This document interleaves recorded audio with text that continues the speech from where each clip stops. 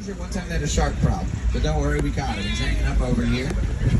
I asked my friend Pete, he's a scuba diver, he's in the water right now, checking to make sure the water's clean. And I asked him just to make sure that everything's okay. But just remember, if anything goes wrong this time, it was Steve's idea. Now, over to the right, no, that's just I'm sorry, one moment. Hey, Pete! Pete, buddy, yes, do me a favor, swim towards the boat for me, my friend. Pete, swim towards the boat. Pete! Oh, for Pete's sake. He had a lot of guts and he had it up there. There they are. Steve, what do you say we go ahead and get on out here? Everybody remain seated as we make our way across the dock. Full steam ahead. This is as fast as it goes. We're not on power. Well, can we just go ahead and, fill her up next to the gas station here? No, it's an electric tram. Okay, that makes sense. We can't. Okay, I guess we're just stranded here in the midst of a shark attack. Okay.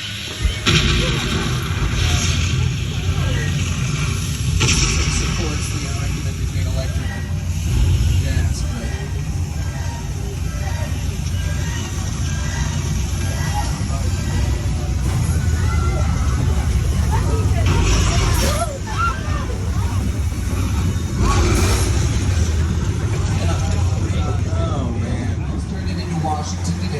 San Francisco, and it is a hot set. Look, you can see all the elements. You can see a part of the set. Camera, lights, flags. Obviously, they're not filming today. Otherwise, they'd have a whole crew. They'd have a director. He'd say action, something like that.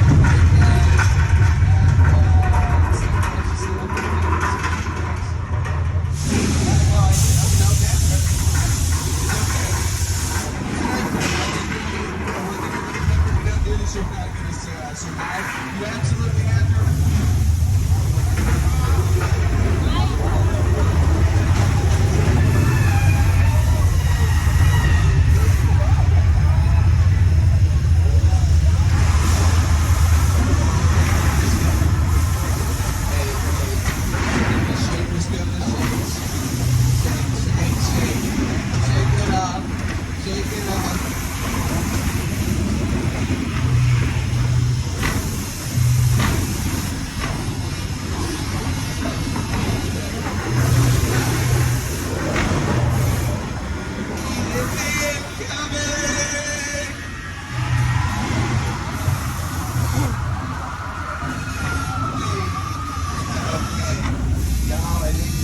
Finally out of the water, and I spoke too soon.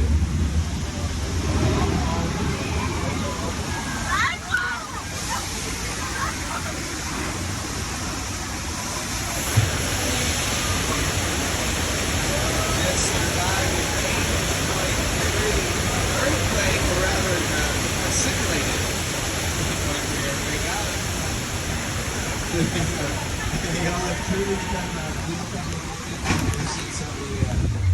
Cool. This location, the afterlife, come on. I've never ever seen this. You're in a good place. I'm not supposed to be here. I can't risk going to the bad place. Maybe it's not all that bad. What is the bad place? Well, it doesn't sound awesome. And of course, that final scene you just saw there was literally filmed over here to the left-hand side next to the crane where you'll see the blue door of the red tram. Playing it again quietly on your screens for reference. Truly, honestly, good place. One of my favorite shows ever to air on network television. I highly recommend checking it out. But if you haven't seen it, you might have also seen this in Princess Diaries 2, A Royal Engagement. This was Genovia during the braid sequence. Tortuga and Port Royal and Pirates of the Caribbean. Seen in TV shows like Mini Pretty Tasty, Murder Mark Short. But we're crossing the border saying adios and howdy to 6 points. 6 points gets its name because at one time we had 6 streets, Could and Wood come up to 6 silent westerns, throw dirt on the ground, cowboys, and voila, you got the Old West. In fact, these sets have been playing the Old West since time immemorial, so here you are. Hey. And look, that probably only makes sense as to why Quentin Tarantino made his way out here to make his movie Once Upon a Time in Hollywood. Margot Robbie, Brad Pitt, Leo, they were all here. Now, instead of this the actor's dialogue, we just added the music, but anyway. We also have a little lightning for dramatic effect, but what we need is the rain, so there it is. Falling dramatically from the skies. By skies, I do just mean a sprinkler system. These raindrops, 5 to 8 times thicker than regular rain, shows it better in your cameras that way. Black and white Filmera. We used to fill up rain with powdered milk. Yeah, we're going to stop doing that. Not very sanitary. We get it, but. Susie, because these raindrops are still larger than mine, let's go ahead and turn it off for our Sandy. Thank you. Susie, can you go ahead and turn it off, please? Susie? Oh no, Susie, we left it out too long.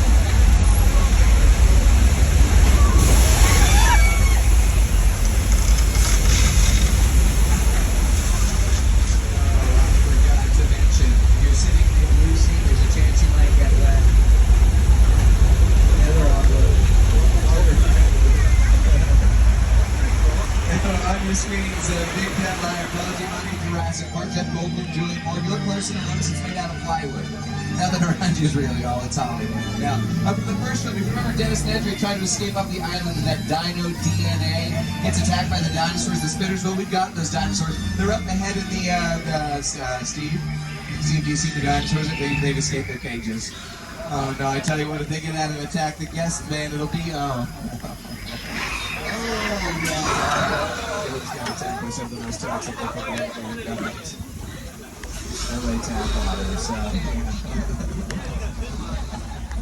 Now on your screens here, the mobile lab unit, we pass it by before being unceremoniously attacked by some dinosaurs. Here it is. Now the scene you're looking at is cool for a couple of reasons. One of those reasons, I'll pause the image on your screens, you're looking at a cliff. I can already see some of you hoping to find that cliff somewhere near here. You're not gonna. In real life, the cliff on your screen is a parking lot. Yeah, Drew just dressed up a parking lot with fake greenery. It was actually by Stage 21, where they filmed Superstore, all that jazz. Yeah, right over there. Similar, though, to the fake greenery that is currently next to our front two cars. 1 and 2 here we do want to look at, because we got some of Universal's most famous picture cars. Now, these vehicles are the originals from the films, though they're not as real as you want them to be. For example, Ferrari, that's just got a Volkswagen engine on the inside. Flintstone rides are just reconfigured golf carts. Never did understand why Fred got a sports car, though. If you remember in the Flintstone universe, they're powered by feet, right? Begs the question. Speaking of sports cars, Angeline, the Corvette. If you don't know the lore behind Hollywood's Angeline, highly recommend Googling it after the tour. Or checking it out on Peacock. She's like famous for being famous. She's like the first influencer. Pretty cool stuff. The gyrosphere, some of y'all probably saw as we were passing by. It was from Jurassic World and seen in The Fallen Kingdom. And that gyrosphere in the movies, if you've seen them, you'll know it used to have a glass bubble, like a sphere that existed around it. Well, it was never real. The glass sphere was added on the computer using the same digital technologies.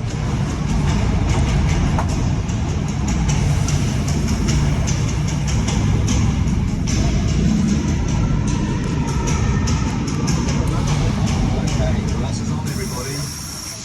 We're back in Skull Island.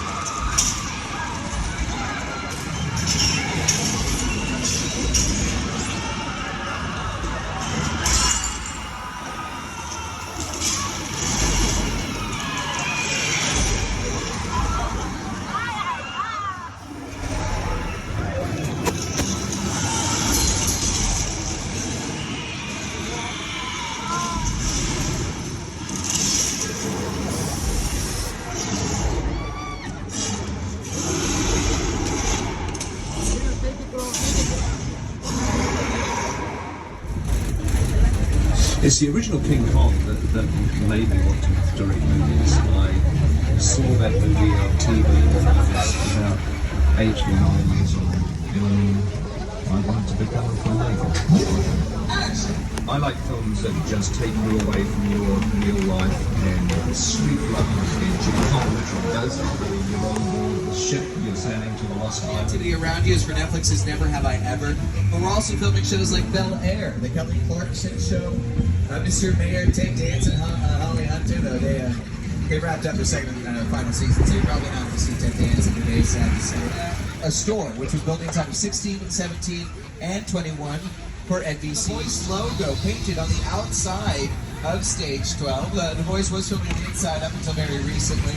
Stage 12 is our oldest soundstage, so it's undergoing a little bit of reconstruction. Though The Voice is still filming on our lot, just not in there today. I'll point out the stages a little bit later on until I can pass it by. But as we head into the heart of our film and TV studio right now, you're going to see a lot of construction around you now. Some of it, here to the right, for example, is actually for the theme park. That's going to be the new Super Nintendo World, Mario Company, Universal. We're excited for that in 2023. But as Uncle Carl came out here and created not only a studio, but a city dedicated to making movies. To this day, you are at Universal City. On your right is proof of that. That is Universal City's very own, very real, very functional fire station. We also have our own zip code, our own gas station, our own coffee bean, our own dry cleaners. We got pretty much everything a city has with the exception of...